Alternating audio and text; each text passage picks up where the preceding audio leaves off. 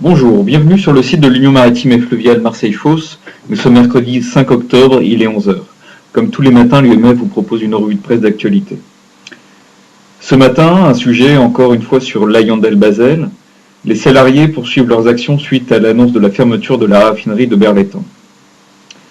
Dans Direct Marseille en page 4, dans la Marseillaise en page 5, dans la Provence en page 7, la presse rapporte que les grévistes ont organisé hier une opération escargot sur l'autoroute A7, puis se sont présentés à la préfecture pour demander la nomination d'un médiateur de l'État, jugé prématuré selon le secrétaire général de la préfecture.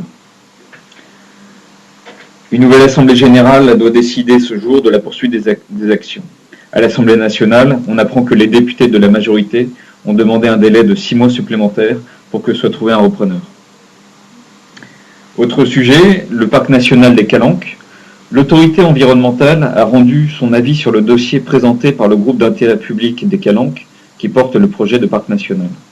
Sur le sujet, la Provence, en page 3, rapporte que cette autorité a émis des doutes concernant les modalités d'autorisation de la chasse et de la pêche, mais aussi sur les conditions de préservation de l'archipel de Frioul et de Port-Miou qui ont été sortis du périmètre.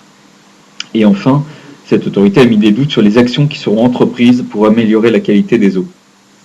Par ailleurs, l'autorité environnementale a demandé plus de précisions dans les documents qui seront remis pour l'enquête publique qui démarre le 17 octobre prochain pour une durée d'1 mois. Maroc, les ports du royaume dans le siège de Tangemed.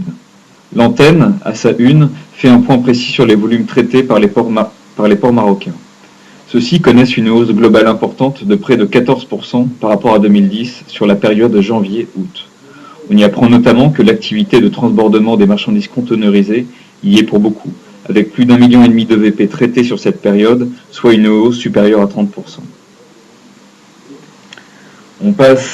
On reste dans l'antenne, un sujet sur la fédération TLF, Transport et Logistique de France, qui tiendra demain ses 11e universités régionales.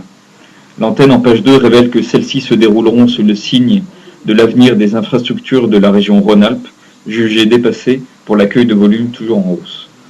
Au programme également de ce rendez-vous des professionnels de la route, la rénovation de la convention collective, la mise en place de la taxe poids lourd. On termine sur Marseille, un sujet concernant la manutention. Econostrum révèle ce matin que la Méridionale, donc la compagnie méridionale de navigation, lancera en janvier prochain sa propre société de manutention après avoir dénoncé récemment le contrat qui l'a lié à Roro Marseille.